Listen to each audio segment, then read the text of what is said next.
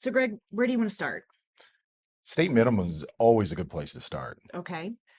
What are state minimums? So, under Pennsylvania law, we have really three areas that the law requires a state minimum. We have liability, which means that you have caused the accident, and those liability limits are $15,000 per person, meaning your insurance will cover the at fault driver from a defense perspective to up to $15,000 or $30,000 for a group of people.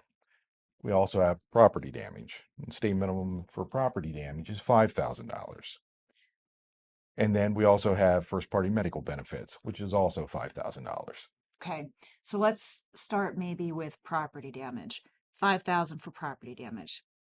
You have any examples? Yeah, so in this day and age, $5,000, I can't think of any car where they cost $5,000 anymore. And really, to repair a car is going to cost more than $5,000. So, Right. really, any case I've handled, you're probably looking at in excess of $5,000 of damage. Yeah, it goes pretty quickly. So we had an example, and this was probably 10 years ago at this point, where a customer took out a telephone pole, and at the time it was 27,000 to repair. Now, fortunately, they had more than the state minimum, but just one little thing, it can go quickly. And I believe you have a more recent example with with a telephone Telephone pole. pole, yeah. Telephone pole, in my case recently, was $48,000. So if we have $5,000 of coverage, the insurance company is going to pay for $5,000 and only $5,000. And then the rest of the damage would have to come from the out of pocket of the person who hit the telephone pole. Yeah.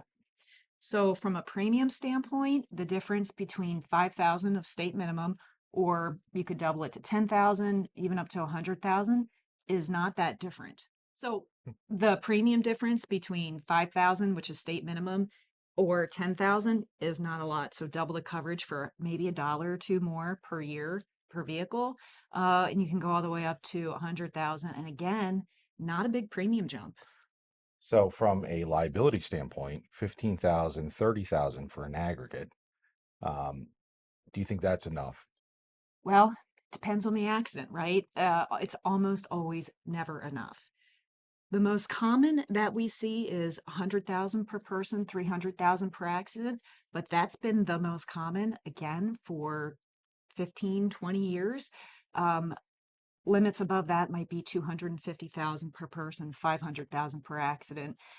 We do see people with more assets to protect choosing the higher limits or even more of a future to protect. From a medical standpoint, $5,000 coverage, is there a big premium difference between 5,000 and a higher amount? No, not always. Again, it depends on your company, it depends on your situation, but five to increase from 5,000 to 10,000 medical is not a big jump as well. So, um, you're covered for first party medical in your own vehicle, and it doesn't matter who's at fault. It could be the other person at fault. Your personal auto policy is still going to be the first to pay. You could be a passenger in someone else's vehicle. You could be a pedestrian and hit by a vehicle that runs off. You could be getting into your vehicle and your first party medical on your auto pays.